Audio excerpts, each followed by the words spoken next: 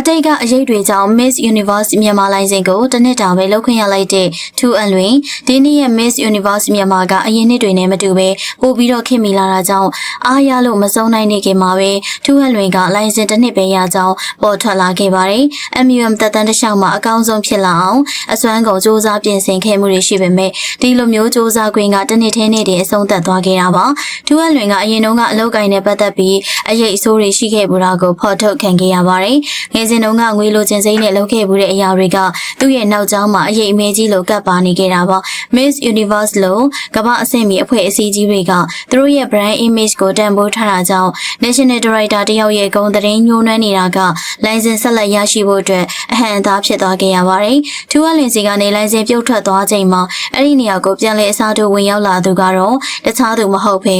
MUM ကို73နှစ်တိုင်အချိန်ယူပြိုးထောင်ခဲ့တဲ့ National Director ဖြစ်ခဲ့တဲ့ဒေါ်စိုးယူဝေပဲဖြစ်ပါတယ်။အခုဆိုရင်တော့2029ခုနှစ်အတွက် Miss Universe မြန်မာလိုင်စင်ကိုဒေါ်စိုးယူဝေကတရားဝင်ပြန်လည်ရရှိသွားခဲ့ပြီဖြစ်ပါတယ်။ဒီလိုပြန်ရလာခဲ့ပေမဲ့လည်းဖေးချမ်းဖန်နေကြတဲ့မှာအမြင်အမျိုးမျိုးရှိနေပါတယ်။ဒေါ်စိုးယူဝေက MUM ကိုစတင်ကင်တွယ်ကြတဲ့က